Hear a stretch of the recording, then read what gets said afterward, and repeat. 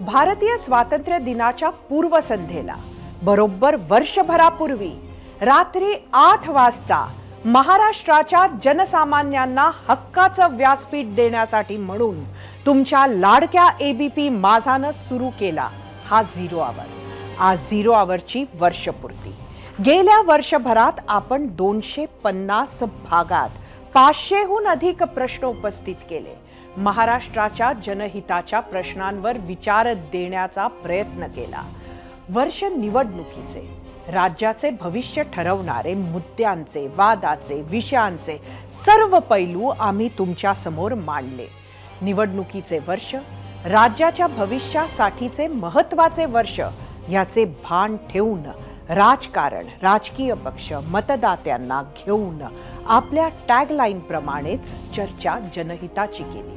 प्रबोधनाचंही काम केलं। अनेक अवघड विषय सोप्या शब्दांमध्ये समजून सांगितले। कठीण मुद्दे तज्ञांच्या मदतीने सोपे करून समजून घेतले। संघर्षाच्या मुद्द्यांवर प्रत्येकाची बाजूही ऐकून घेतली। त्यावर अनेक पैलूंनी चर्चा केली। इतकंच नाही तर झिरो आवरमुळेच घर बसल्या जनसामान्यांना आपली मतं मांडणं सोपं झालं। एका क्लिकवर तुमचं मत महाराष्ट्रासमोर येऊ लागलं। अगदी कमी कालावधीतच तुम्ही झिरो आवरला डोक्यावर घेतलं। त्यामुळे आमची ही जबाबदारी वाढली। दिवसेंदिवस जनहिताच्या विषयांना वाचा फोडण्याचा वसा पुढेही अविरतपणे सुरू ठेवण्याचं आव्हान डोळ्यासमोर ठेवून सुरू करूयात आजचा वर्षपूर्तीचा झिरो आवर।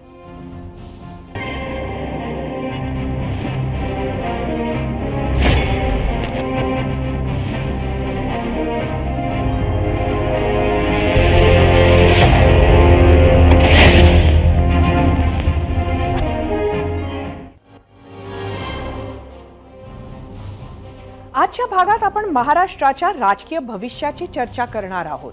महाराष्ट्राच्या इतिहासात सर्वात महत्त्वाची विधानसभा निवडणूक म्हणून यंदा होणाऱ्या निवडणुकीची नोंद होईल। त्याला कारणंही तशीच आहेत। जितकी मोठी आणि महत्त्वाची राजकीय कारणं आहेत त्यापेक्षा मोठं कारण असेल सामाजिक आंदोलन।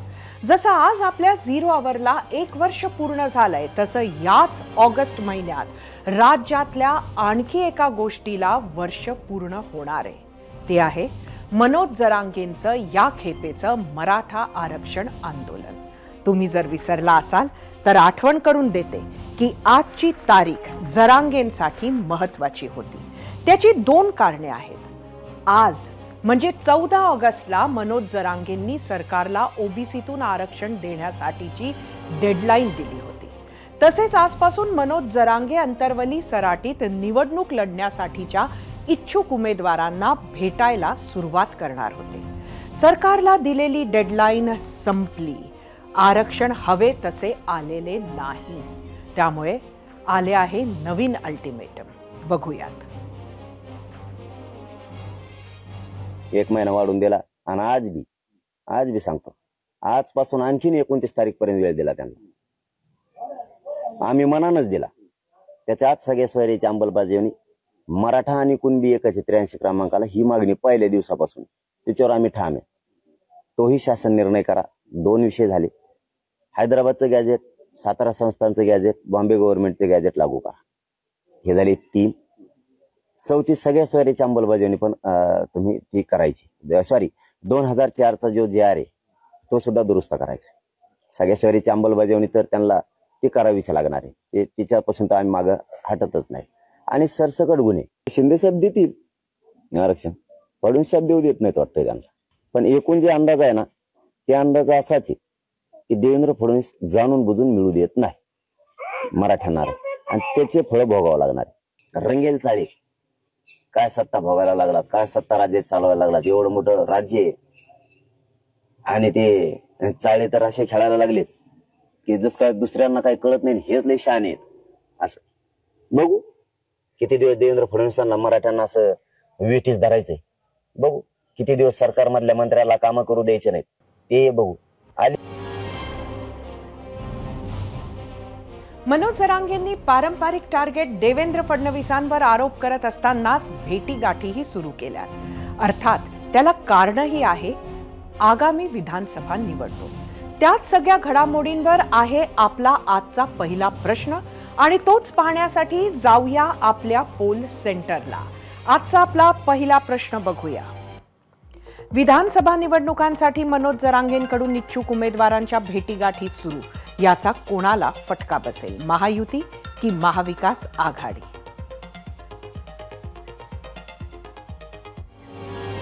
मी सुरुवातीलाच म्हटलं होतं की आजचा दिवस मनोज जरांगेंसाठी 2 कारणांनी महत्त्वाचा आहे।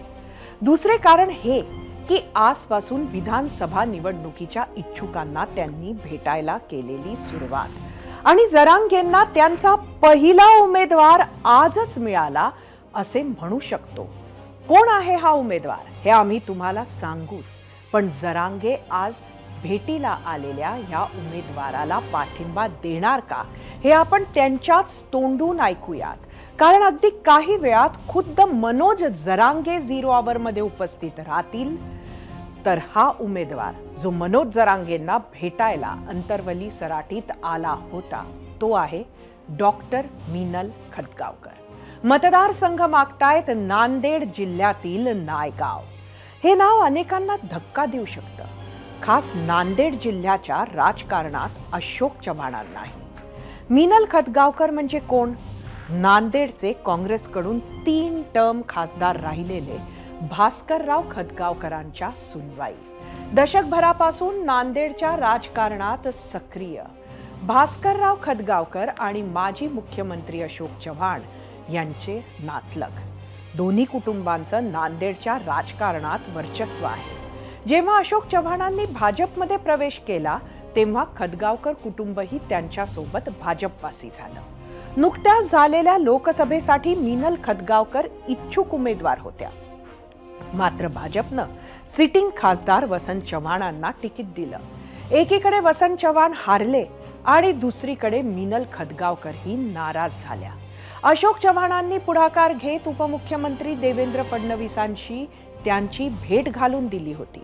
नाराजी दूर झाली असं वाटलं, पण आजच्या घडामोडीनंतर बरीच नवी समीकरणे समोर दिसू लागलीत। मराठा आरक्षणाप्रती त्यांनी जी भूमिका घेतलेली आहे त्या भूमिकेला आमचा पाठिंबा राहिलेला आहे। वेळोवेळी आम्ही आंदोलनामध्ये जन आंदोलनामध्ये सहभागी झालेलो आहोत। त्यांची तब्येतीची विचारपूस आणि सदिच्छा भेट हाच आजच्या भेटीचा हेतू आहे। मी नायगाव विधानसभा क्षेत्रातून आता विधानसभा निवडणुकीची तयारी करते आहे। आज घडीला अपक्ष उमेदवार म्हणून आम्ही प्रचाराची सुरुवात केलेली आहे आणि निवडणूक लढवू याबद्दल देखील आम्ही चर्चा मनोजदादा जरांगे यांच्याशी केली। खरं तर संभाजी राजे छत्रपतींची स्वराज्य संघटनाही निवडणुकीत उडी घेणार आहे। सर्वच जागांवर उमेदवार देणार असं म्हणत संभाजी राजेंनी 3ऱ्या आघाडीची देखील चाचपणी सुरू केली आहे। संध्याकाळपर्यंत मनोज जरांगेंशी राजकीय चर्चेचे संकेत देणारे संभाजी राजे छत्रपती 7 वाजता थेट अंतरवाली सराटीत धडकले। त्यांनी मनोज जरांगेंची गळाभेट घेतली। जरांगेंचा दृष्टिकोन आणि माझे उद्दिष्ट एक आहे असं सांगणाऱ्या संभाजी राजेंनी जरांगेंशी बराच वेळ बंद दाराआड चर्चा केली।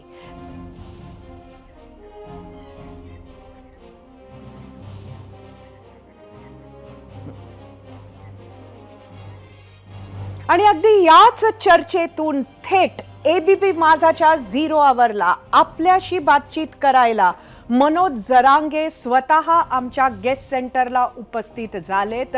मनोजजी, 0 आवरमध्ये आपलं परत एकदा स्वागत आहे।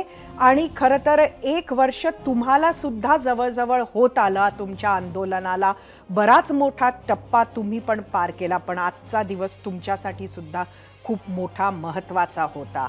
आज एक डेडलाईन आपण दिली होती, आज आपण उमेदवारांना भेटायला सुरुवात केली आणि अगदी आत्ता संभाजीराजे छत्रपतींची आपली भेट झाली। नक्की काय झालं या भेटीत?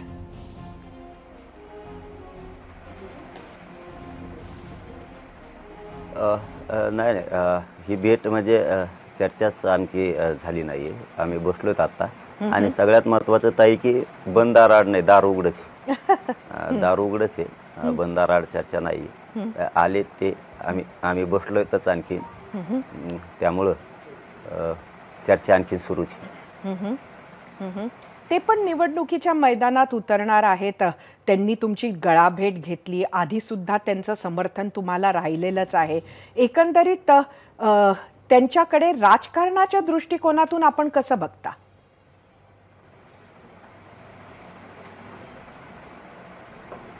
आता ह्या गाठीभेटी राहणारच आहेत. शेवटी एखाद्या समाजाचे किंवा जनतेचे प्रश्न जर आपल्याला सोडवायचे असले, जर हा लढा गरजवंत समाजाचे प्रश्न सोडवण्यासाठी जर आपल्याला लढवायचा असला, गरजवंत समाजाचा प्रश्न सोडवण्यासाठी म्हणजे सगळ्या जाती धर्माचे लोक या वाक्यामध्ये आले. जर आपल्याला लढाई करायची असली, आपल्या जर गोरगरिबाला, सगळ्या जाती धर्माला, शेतकऱ्यांना न्याय द्यायचा असला तर हे संघर्ष पुढचा करावा लागणार आहे. त्यासाठी गाठीभेटी तर होणारच आहेत. परंतु आमचा निर्णय मात्र 29 ऑगस्टच्या नंतर होणार आहे. लढायचं का पाडायची आणि ते समाजाला विचारून होणार आहे. हा झाला एक भाग. दुसरा भाग, जर उमेदवार द्यायचे ठरले तर ते कोणीही असो भेटल्याला, कुणी भेटला म्हणून आम्ही उमेदवारी जाहीर केलेली नाही. सगळ्यात प्रथम ABP माझाच्या माध्यमातून राज्यातल्या समाजाला सांगतोय मी की कोणी भेटला म्हणून त्याला उमेदवारी जाहीर केलेली नाही. पहिलं काम 29ला ठरणारे पाडायचे का उभा करायचे समाजालाच विचार. दुसरा भाग की उमेदवार देताना सुद्धा समाजाला विचारलं जाणार आहे याला द्यायचं का. त्याच्यामुळं निसंकोच समाजानं राहायचं, कसलं टेन्शन घ्यायचं नाही. कुणी उमेदवार भेटायला येऊ शकतो, कोणी वेगळ्या स्वार्थासाठी येऊ शकतो. आता आपण जर आढावाच घ्यायचं ठरवलंय, जर सरकार देणारच नसलं आरक्षण तर मग आपल्याला आढावा घेऊन सगळ्या माहिती गोळा करून आपल्याला देणारं बनणं गरजेचं आहे. म्हणून आता सध्याची चर्चा सुरू आहे. परंतु ABP माझाच्या माध्यमातून मी जाहीरपणानं पुन्हा एकदा सरकारला सांगतो आणि विशेष करून फडणवीस साहेबांना सांगतो, हे झटके थोडे आहेत, खूप मोठे झटके बसणार आहेत, आणखी खूप मोठे. माझी विनंती आहे तुम्हाला की मला आणि माझ्या समाजाला राजकारणात जायचं नाही. तुम्ही माझी भावना समजून घ्या. हे मी जबाबदारीनं ABP माझावरती शिंदे साहेबाला आणि विशेष करून फडणवीस साहेबाला सांगतो की आरक्षण आमचं मात्र ज्या ठरलेल्या 9 मागण्या त्या द्या. मराठा आणि कुणबी एकच एक शासन निर्णय करा. हैदराबाद गॅजेट, सातारा संस्थांचं गॅजेट तुम्ही लागू करा. सगळ्या सोयरीची अंमलबजावणी करा. आजपर्यंतच्या सगळ्या सरसकट केसेस मागे घ्यायचं तुम्ही कबूल केलेलं आहे ते घ्या. जे जे काही विषय ठरलेले आहेत ते तुम्ही तातडीनं द्या. मी प्रामाणिकपणानं सांगतो, एवढे मोठाले हादरे आणि झटके बसणार आहेत याच्यानंतर. हे कधीच उघडपणानं राजकारणात पाऊल ठेवणारा माणूस ताई कधीच सांगत नसतो. परंतु मी खरं सांगतो, मला राजकारणात नाही जायचं, माझ्या समाजाला नाही जायचं. आमचा उद्देश एवढाच आहे की गोरगरीब समाजाच्या लेकराला आरक्षण मिळावं. फडणवीस साहेबांना विशेष करून पुन्हा सांगतो, तुम्ही आमचं ठरलेलं देऊन टाका. राजकारण आणि सत्ता तुम्हाला लख लाभ, मात्र मला ह्या क्षेत्रात येऊ देऊ नका. जर आलो तर खूप वेगळे दिवस उगणार आहेत तुमचे. आपण आपल्याला सुद्धा माहिती आहे महायुतीचं सरकार आहे, पण तरीही आपण नेहमी आणि आत्ता सुद्धा विशेष करून फडणवीस साहेब, विशेष करून हा शब्द का? फडणवीसांनाच का? शिंदे साहेब मुख्यमंत्री आहेत त्यांना का नाही? अजितदादांना का नाही?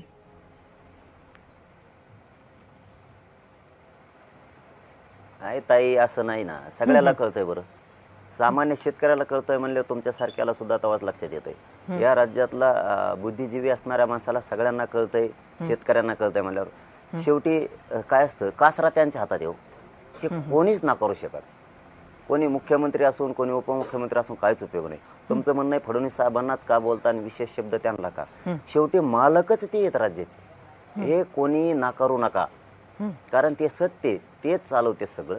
त्यांनी मनात घेतलं तर काही होऊ शकतं, नाही मनात घेतलं तर काहीच होऊ शकत नाही. आणि बहुतेक मनस्थिती झाली वाटतं त्यांची की मराठ्याला आरक्षण द्यायचंच नाही. तर याचे परिणाम खूप वेगळे होणार आहेत. राजकारणाच्या खूप उलथापालथी होणार. त्यांना वाटत असेल छगन भुजबळ आमच्या बाजूने आहे, छगन भुजबळ OBC आमच्या बाजूने आहे. हे त्यांचं गणित बघा. पश्चाताप येण्याच्या अगोदर फडणवीस साहेबाला सांगतोय, सगळं चुकणार आहे.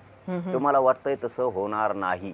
कारण धनगर बांधवांना सुद्धा फसवणूक झालेली त्यांची. सर्वसामान्य धनगर बांधवात खतखते, तशीच 12 बलुतेदारांमध्ये बंजारा समाजाचा वेगळा पुरवठा करायचा त्यांच्याबाबत हे मी मुद्दा ABP माझाला जबाबदारी नाही सांगतो. कायकाडी समाजात नाराजी आहे, मुस्लिम समाजात नाराजी आहे, दलित बांधवात सामान्यामध्ये नाराजी आहे, वडार समाजामध्ये नाराजी आहे. सगळ्यांना फसवलेलं आहे. शेतकऱ्यात नाराजी आहे. म्हणून माझी संधी देतोय मी त्यांना की तुम्ही त्या भापीत जाऊ नका. कोणाच्या? त्या भुजबळांच्या. काय असतं, नुसते चेहरे एक 10-15 दिसले म्हणून समाज नसतो. भुजबळ हा ओबीसीचा सुद्धा वाटोळा करणारा माणूस आहे. फडणवीस साहेबांनी समजून घ्या. मी खूप आज जबाबदारीनं बोलायला लागलोय, जबाबदारीनं सांगायला लागलोय, सल्ला देत नाही. मला जे लेकरू म्हणून वाटतंय, मी साधा माणूस आहे म्हणून फडणवीस साहेबा सांगतो. शेवटी त्यांना त्यांचीच बाजू जर रेटून न्यायची असली फडणवीस साहेबाला तर शेवटी त्यांचा निर्णय. परंतु सांगतो हे त्यांनी पटवून घ्यावं की तुम्हाला पश्चाताप येईल नंतर की हे सगळं उलटच होऊन गेलं. 100% सांगतो, सगळे गणित आणि त्यांचे सगळे फासे उलटे पाडणार आहे. तुम्ही उमेदवार उभे करणारच नाही, तुम्ही पवारांनाच समर्थन देणार, असं काहीसं वक्तव्य आज लक्ष्मण हाके यांनी केलं.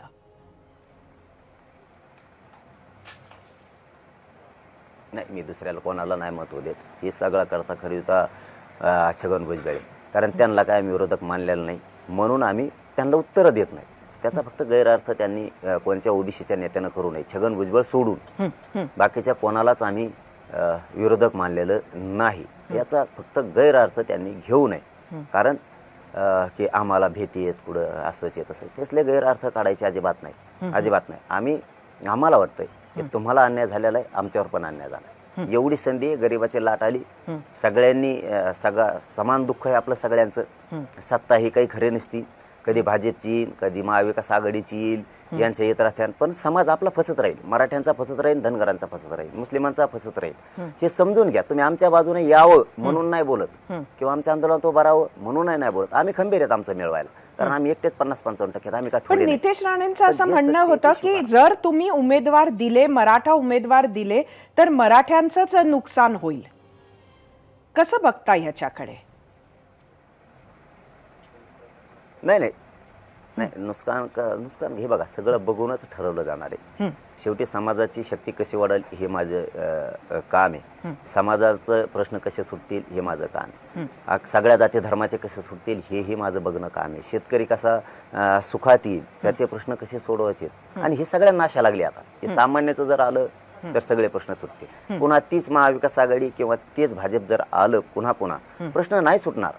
कारण हे धनगर बांधवांना सुद्धा कळालंय. हे फक्त गोड बोलतील, सत्ता आणून घेतील, पुन्हा 5 वर्ष लुटीत येतील. माझी विनंती आहे की धनगर बांधवांच्या नेत्याने सुद्धा शान होणं गरजेचं आहे. सामान्यांच्या प्रश्नासाठी आपण स्वतः लढलं, आपण स्वतः त्यात घुसलो तर चांगलं. उगाच नादी लागून आमचे 10-15 जण मोठे होते, त्यांचे 10-15 होते, याने समाज थोडा मोठा होणार आहे. मराठा थोडा किंवा धनगर किंवा मुस्लिम किंवा बाराबोलीदार मोठा नाही होणार. थोडं समजून घ्या. सातत्यानं मनोजजी असं का होतं की आपल्यावर खास शरद पवारांचं नाव घेऊन का आरोप होतात? काय कारण तुम्हाला वाटतं? तुम्ही कसं बघता? आता त्या काचं उत्तर तर मला माहित नाही. मला फक्त एवढंच माहिती आहे की मी माझ्या मराठा समाजाचा आहे आणि समाज माझा मालक आहे. एवढंच मला माहिती. काय जे आंदोलन सुरू असेल ते फक्त आणि फक्त समाजाच्या जोरावरती. मला कोण काय म्हणतं याच्यात मी ध्यान देत नाही आणि माझा समाजही देत नाही. सगळ्याला माहीत झालं मी कोणाचा आहे. मी जे चुकन त्याला नीटच करतो. त्याच्यामुळे समाजाला मी कधीच खाली मान घालून बघू देत नाही. मी समाजाच्या इज्जत वाढवण्यासाठी, प्रतिष्ठा वाढवण्यासाठी काम करतो. मला काही जण म्हणतात शरद पवारचा आहे, 1-2 घंटे झाले की लगेच म्हणतात देवेंद्र फडणवीसचा माणूस आहे. काही जण 2-4 घंटे उलटून देत नाही, ते म्हणते ते बहुतेक त्या उद्धव ठाकरेचाच माणूस आहे. म्हणजे यांना तपास लागा नाही मी कोणाचा आहे. हे यांच्यात 12 महिने गेल्या वयांचे मला शोधण्यात कोणाचा माणूस आहे. यांना कोड उरगाडणार नाही तवर हे पडलेले असते कोरं उरगडूस. यांनी त्या भानगडीत पडू सुद्धा नाही. माझी यांना विनंती आहे खऱ्यानंच की मी माणूस फक्त समाजाचा आहे आणि हे माझ्या समाजानं ओळखल्यामुळं एवढा मोठा भलाढ्य समाज, इतक्या संख्येनं आहे राज्यातला, सहजासहजी इमानदार नसल्यावर मागं उभा राहत नाही. समाजाला माझ्या माहीत झालं इमानदारी जो कडीलाच नेणार लढाई 100%. आणि मी सुद्धा कडीलाच नेणार. मनोजजी, आपल्या पाठीमागे जो समाज उभा आहे तो मोठ्या ताकदीनं उभा आहे हे आम्ही सुद्धा बघतोय. म्हणजे त्यात कोणालाही शंका असण्याचं कारण नाही आहे. मात्र आज आपण उमेदवारी देताना, निवडणूक लढवताना आपण बाकी समाजाच्या, बाकी धर्माच्या लोकांना सुद्धा बोलवलं आहे. आपल्याला वाटतं का की ती लोक आपल्याकडे येतील? कारण आपण आपली जी कोर मागणी आहे, जी बेसिक मागणी आहे ती मराठा समाजाला घेऊन आहे. इतर समाजासाठी आपलं काय मागणी आहे? का म्हणून त्यांनी तुमच्याकडे यावं?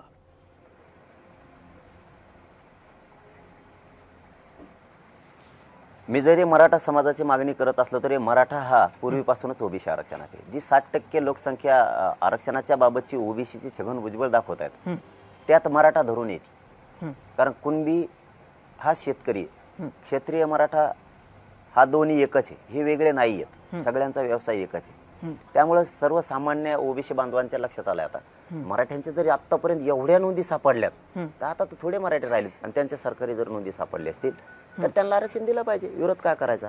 हा बरं, मी काय चुकीचं करतोय? आरक्षण मागतोय म्हणजे जातीवादी थोडा आहे. जर जातीवादी असतो तर एका समाजाला बोलल्याला मला दाखवा, काय येणार नाही ते. तुमच्या का प्रश्नाचं उत्तरच ही की मी त्यांना विरोधच करत नाहीये तर ते का येणार नाहीत? का धनगर बांधवाला वाटत नाही त्यांच्या गोरगरीब लेकरं एसटी आरक्षणात जावेत म्हणजे आणखी जास्तीच्या सुविधा मिळतील? त्यांना वाटत नाही का मिळायला पाहिजेत? 100% वाटतं त्यांना मिळायला पाहिजेत. 12 बलुतेदारांना, बंजारांना, समाजाला वाटतंय की आपला वेगळा प्रवर्ग झाला पाहिजे. का शेतकऱ्यांना वाटत नाही? का प्रश्नाचं तुमचे हेच उत्तर आहे, का माझ्याकडे येऊ नये? त्यांनी का येऊ नये? जर शेतकऱ्यांचे प्रश्न मार्गी लावायचे असले तर पोरं शेतकऱ्याचे तिथे गेले पाहिजे. तिथं सगळ्या समाजाचे प्रश्न मांडणारेच लोक तिथे गेले पाहिजे. आता राखीवमध्ये आमच्या विचारात चालणाऱ्या 100% मराठी ह्यावेळेस मतदान करून निवडून आणणार आहेत राखीव मतदारसंघात. मग ते कोणाचा उभा राहू द्या, जर मराठ्यांनी आता ठरवलं की यालाच निवडून आणायचं तर त्याला निवडूनच आणणार मराठ्यांचे लोक. एक शिक्का चालणार आहे त्यावेळेस. का बरं? दलितांचे प्रश्न सुटतील. काय यायचं नाही त्यांना? काय कारण न यायचं? त्यांच्या समाजाचा प्रश्न सोडवायचा आहे. गोरगरीब शेतकऱ्यांचा प्रश्न सोडायचा. काय यायचं नाही? 12 बलुतेदारांनी काय यायचं नाही? जरी मराठ्याचा आरक्षणाचा प्रश्न असेल काय विरोध करायचं कारण नाही? काहीच नाही. आणि धनगर बांधवाच्या आरक्षणाला आमचा काही विरोधच असण्याचं कारण नाही. कारण त्यांच्या आरक्षणाला आमच्यामुळे धक्काच लागत नाही. त्यांचा वेगळा प्रवर्ग आहे. त्यांचं आमचं काही भांडण नाही. ते फुकट इकट भांडण काय घेतायत? काहीच गरज नाही. 100% सगळे येणार. आणि सगळ्यांना ताई माहिती आहे की हेच पोरग एक असं आहे की 100% गोरगरिबाला न्याय देऊ शकतं. त्याच्यामुळे गोरगरीब सगळा समाज महाराष्ट्रातला, मग तो मराठा असन, मुस्लिम असन, धनगर बांधव असन, दलित बांधव असन, सामान्य सगळे 12 बलुतेदार असतील, हे सगळे मायक्रो ओबीसी पासूनचे सगळ्या समाजांना असं वाटतं की आता हे पोरग गरिबांना न्याय देऊ शकतं. आणि गरिबालाच अपेक्षा असते, श्रीमंताला अपेक्षा नाही. आणि आम्ही त्यांच्या जीवावर जगत पण नाही. गरीब मोठा व्हावा, गरिबाचे प्रश्न सुटावेत म्हणून आम्ही त्याची लाईनच ठरवली. गरजवंत समाजाच्या प्रश्नासाठी पुढची लढाई. अजून मनोजी, अजून पुढे संभाजी महाराजांशी आपली चर्चा सुरू राहणार आहे का? आणि सगळ्यात महत्वाचा प्रश्न की आज ते आपल्याला भेटतात, 29 ऑगस्टला आपण निर्णय घेणार आहात, पण जर संभाजी महाराजांसारख्या काही लोकांनी आपल्याला समर्थन दिलं तर त्यांच्या बरोबर मिळून आपण निवडणुका लढणार का? ते आहेत का आता?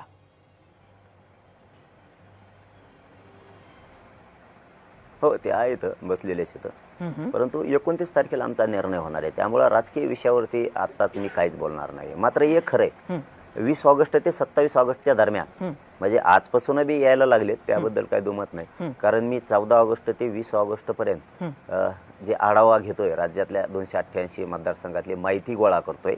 माहिती मला काय तसलं प्रशिक्षण काही येत नाही. उमेदवार फेमेदवार आपल्याला काही जास्त मेळ लागत नाही. मी बी ते तज्ञ आणणार आहे मग, कारण हे लफडं लय डेंजर दिसतंय. त्याच्यामुळं नुसते तोंड बघून, त्याच्या गळ्यातल्या साखळ्या बघून उमेदवार देता येत नसते. तर ती टीम सुद्धा मी लावणार आहे की हे कोण दिले पाहिजे, कोणाचे कामं सामाजिक कसे आहेत काय. तो भाग झाला 20 ऑगस्ट पर्यंतचा. 20 ते 27 पर्यंत आम्ही कोणत्या जाती धर्मातले चांगले चांगले काम करणारे नेते यामध्ये इन्व्हॉल्व होतात, समीकरण जुळतात का हे सुद्धा 27 ऑगस्ट पर्यंत बघणार आहे. 20 ते 27 ऑगस्ट पर्यंत ह्या चर्चा सुरू राहणार आहेत. त्याच्यानंतर 29ला निर्णय आम्ही घेणार आहेत काय करायचं. कारण सगळे लोक किंवा त्यांचे प्रमुख सामाजिक काम करणारे नेते एकत्र आल्याशिवाय आपल्याला विजयाची पायरी चढता येणार नाही. हे समीकरण सुद्धा मी 20 ऑगस्ट ते 27 ऑगस्ट पर्यंत जुळवणार आहे. परंतु त्याच्या आत पण काही चर्चेला येत आहेत, तर ती चर्चा आम्ही करतोय आणि नंतर 29ला सगळं ओपन करणार आहे. तुमचा मुख्यमंत्र्यांचा चेहरा कोण असणार आहे मनोजजी? लोक तुम्हाला पाहून येतात तुमच्याकडे. नाही आणखीन ताई इथं पंचायत पडली नाही उपमुख्यमंत्र्याचा चेहरा आणि फिरा तेले लांब राहते. इथं आमचा आत्ताच फेस पडला. हे कागद गोळा करू यांचे लय बेकार काम आहे. हे मारणाचे उमेदवार येतं ना, आताच मुख्यमंत्री म्हणलं हे. पण निवडणूक म्हटलं की मुख्यमंत्र्याचा चेहरा आलाच आणि लोक तुमच्याकडेच बघून येतात, त्यामुळे तो चेहरा तुमचाच असणार का? ते मुख्यमंत्री कोण असन नसन हा भाग वेगळा, फक्त मी समाजाला एवढंच सांगितलंय, एखादा उमेदवार तुमच्या समोर दिलाय समाजाचं काम करण्यासाठी, पण तो सगळ्या जातीचं काम करणार आहे. आंदोलन भाग हा ताई वेगळा आहे आणि राजकारण हा भाग पूर्ण वेगळा आहे. सत्तेत जाणं किंवा राजकारणात जाणं हा भाग वेगळा आहे. सगळ्या जातीला धर्माला धरून चालणारा माणूस असला पाहिजे हे सांगितलेलं आहे. पण समाजाला मी सांगितलं, तुम्हाला उमेदवार दिला ना, तुम्ही त्याच्यात फक्त जात, समाज आणि मुलगा एवढंच बघायचंय. त्याचं तुमचं पटत नसू द्या, तुम्ही गुलाल मात्र त्याच्या अंगावरती टाकायचा. त्याने काम नाही केलं की माझ्याकडे, मग ते मुख्यमंत्री कुणी असू द्या, आमदार पण कुणी असू द्या, तो खासदार कुणी असू द्या, काम त्याने नाही केलं की माझ्याकडे, मी बरोबर नीट करतो त्यांना. बरं, एक शेवटचा छोटासा प्रश्न मी आपल्याला विचारते की आपण स्वतः निवडणुकीच्या रिंगणात उतराल का? त्याचा तर विचार केला असेल. नाही, मला ते आवडतच नाही राजकारण. मी स्वार्थी नाहीये. नाही, मी स्वार्थी नाहीये. माझा स्वार्थ कधी जागा होणार नाही. मला ना कधी खासदार व्हायचं, ना आमदार व्हायचं, ना मंत्री व्हायचं, ना मला काय नाही. मला समाजाची सेवा करायला, मराठ्यांचा मराठा सेवक म्हणूनच मला आयुष्यभर राहायचंय आणि तेच मी राहणार आहे. कारण ह्या राजकारणावरती याच्यावरती माझा विश्वास नाही. जनचळवळीवर माझा प्रचंड विश्वास आहे. त्याच्यामुळे मी मोकळा असाच समाजाची सेवा करायला राहणार आहे. मला स्वार्थी जगायचं नाही. मी जर स्वार्थी झालो तर माझ्या समाजाचं वाटोळं होईल. मला समाजाचंच कल्याण करण्यासाठी थांबायचंय, समाज मोठा करायचा आहे, शक्तिशाली बनवायचा आहे, त्याला बळ द्यायचंय. हे काम माझं आहे आणि ते मी करत राहणार आहे. मी स्वार्थी होणार नाही. धन्यवाद मनोज जरांगेजी, आपले खूप खूप धन्यवाद. विशेष धन्यवाद की आपण आपली बैठक सोडून एबीपी माझाला आपण दिलेली वेळ पाळली, तर त्याबद्दल आपले आभार. आम्ही विचारलेल्या मनोज जरांगेंबाबतच्या प्रश्नावर महाराष्ट्रानं दिलेला कौल पाहण्यासाठी जाऊया आपल्या पोल सेंटरला आणि आजचा आपला प्रश्न परत एकदा सांगते.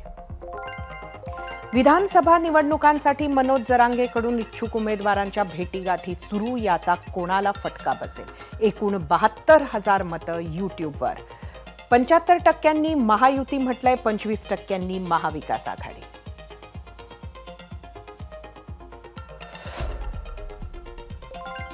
इंस्टाग्रामवर एकूण 4,000 मतं.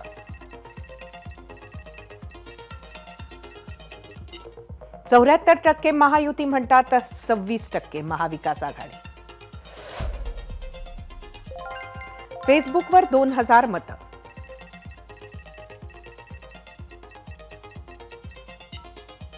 %57% महायुती, 43% महाविकास आघाडी.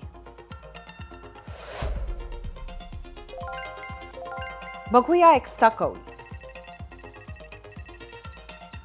66% महायुती, 34% महाविकास आघाडी.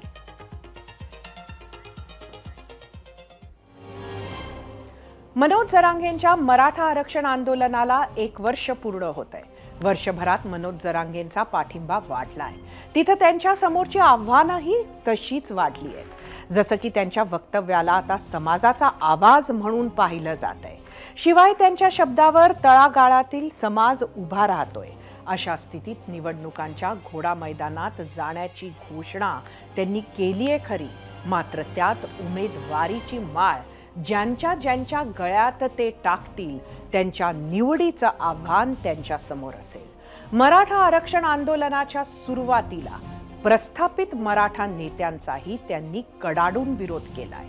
त्यांच्याच पुढच्या पिढीतील नेत्यांना संधी देताना किंवा थेट त्याच प्रस्थापित नेत्यांना पाठिंबा देताना त्यांना विचार करावा लागेल. एबीपी माझा, उघडा डोळे बघा नीट.